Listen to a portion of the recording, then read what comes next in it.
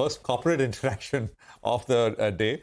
Nigel, Azad Engineering. Well, that's right. Let's focus on Azad Engineering. They have raised close to 700 crores via the QIP route. What are they going to be using it for? We have Mr. Vishnu Malpani, the executive director at the company, who joins us on the show. Hi, Vishnu. Good morning. Congratulations on this fundraise. Some marquee names have appeared in the list. Break it down for us. How do you use this 700 crores of QIP? And also, you have a fair bit of exposure to the United States. We have been listening into President Trump, off and on in the last 90 minutes or so. Any impact on your business? More than 30%, I think, comes in from the United States. All these tariff talk, does it impact your business? Please go ahead. Sure. First of all, thank you so much for having me on the show.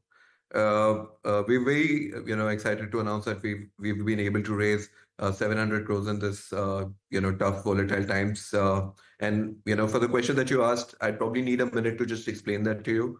Our order book in December 23 was about 1,800 to 2,000 crores. And in the last 12 months, today it's at about 6,000 crores. So it's important to understand what happened in the last 12 months, that led to the surge in the order book from 2,000 to about 6,000 crores. So the message is important that, Azad has been working with our OEMs for the last 10 years, and we've never seen a surge of orders and contracts of this size. And there is a definitive reason for these orders to be in place. And the reason is Azad supplies mission and life critical parts, which have a longer qualification cycle. And historically, Azad has always focused 75% on qualifications and 25% on revenues. And now, since most of the qualifications have been completed, Azad was able to sit down with each of our customers and lay down the roadmap for the next 5 to 7 years. And that's why you see, the demand has opened up, which was available to us has now opened up. And that's why you see a lot of these contracts coming in. And that is why Azad was at about 120 odd crores in revenue in 2021. And today we're doing roughly about 4x, 5x from wherever we are. And that's why we've raised capital to build and fuel our growth for the future, because the 10x capacity that Azad was talking about that we are building, the entire plan, which was made on paper back in 2021, 2022, inch by inch, customer by customer, product by product. Vishnu, just to clear the air, so this money, 700 crores, the entire money will be used as growth capital. Is that correct? Absolutely. So we'll be deploying this towards building infrastructure and growth. Got it. So that clears that point. The point on the, we appreciate the fact that your order book has gone up drastically. But what about the exposure to the United States? Because President Trump is announcing tariffs, does it impact your business? Okay. So if you've known Azad's historical performance and our competitiveness, so we are already at about 20-25% more competitive than China, and about 30-35% from the rest of the world. Now, if tariffs were to be, talking about looming tariffs, India's, as far as I understand, India only has reciprocative tariff, which are, lower in terms of under 10%.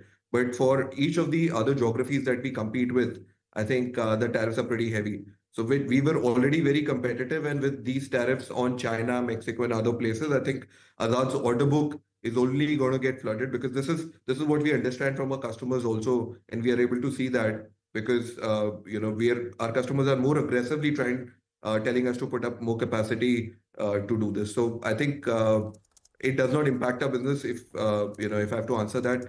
But only, with tariff on our competition in other geographies, it only makes Azad's situation much better. Okay, so you don't seem to be too perturbed about any potential tariff hikes. Vishnu, help us with an outlook on two numbers or two areas. One is, now you're almost closing the year FY25, right? So just give us a sense of where your top line will probably close out. And a sustained CAGR over FY26, FY27, how will that look? And on margins is a bit of a question, because at least in the third quarter, your margins had come down a little bit. They were down by about 100 basis points. So was that a one-off, or is there more sustained downside pressure on the margin? What can we expect in FY26 on margins? No, I think we are confident of the guidance that we'd given to the market for FY25. I think we are still sticking to it. We're looking at a growth of 25-30% from last year, which we said. So that continues, and we don't see any pressure on the margins, etc. In fact, in 9 months, we've delivered a PAT of about 18.6%, EBITDA of 36+%, and we've so far delivered a revenue growth of upwards of 32%. So I don't think we see, any pressure on margins, etc. from that perspective. And this capital that we've raised for infrastructure and capacity is only going to fuel the growth further for us. We have to, really supply the parts or the contracts that we signed, which are totally about 6,000 crores. So order book to sales ratio today is about 12x where we stand. So we are only looking at, one strategy of execution at our end from our perspective. Vishnu, but on the margin, I mean, you have to take on record that the margin used to be above 36%, 36.5 plus, and now it's 35.5. So there is a 100 basis points dip. What I'm trying to understand is that on a full year basis, FY26, will you be in this 35-36% zone, or could it come down? So our margins will be in the range of about 33 to 35% only. So I think that is going to be consistent. So our EBITDA margins will be consistent in this range. Okay. Vishnu, hi, morning, Prashant. I just had one question just to sort of take off from my colleague's point. So you did 350 crores in top line, right, last year? So 25-30% kind of growth is what you're expecting? So 450 this year, 550 next year? I mean, I won't be able to comment on the future guidance, but then our growth, guidance of 25-30% remains consistent for a longer period of time.